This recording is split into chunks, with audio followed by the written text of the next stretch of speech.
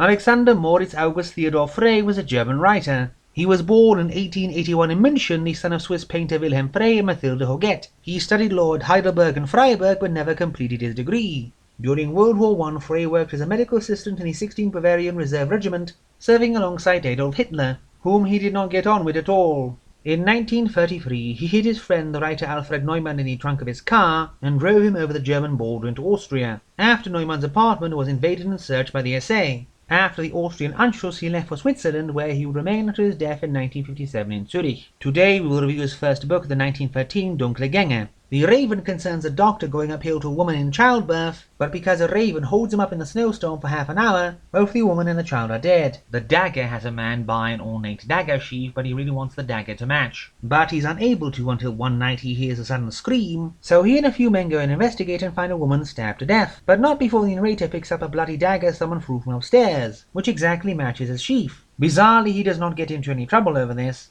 and the police laugh in his face when he tries to present it.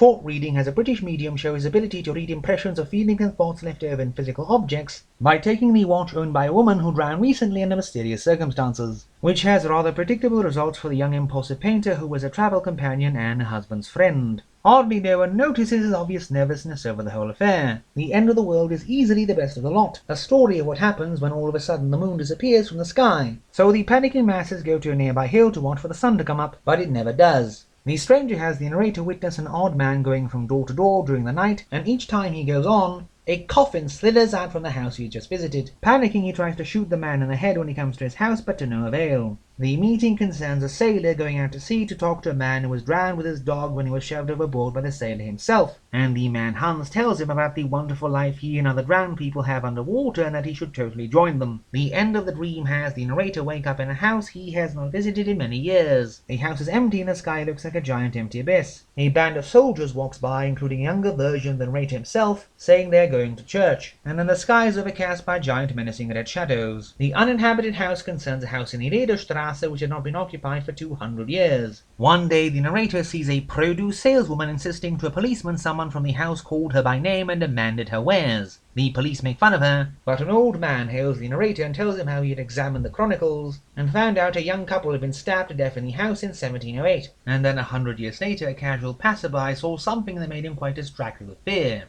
So seeing it is 200 years to the day since the original murder happened, so the narrator sneaks by and sees the image of the husband have the servant strip and bind his wife, and forcing his guests whom she had all been unfaithful to him with to stab her to death if they should ever want to leave his house alive. Of course nothing is stopping them from stabbing him afterwards. While sometimes a bit predictable, many of these are rather good, the one about the sun or lack thereof being truly memorable.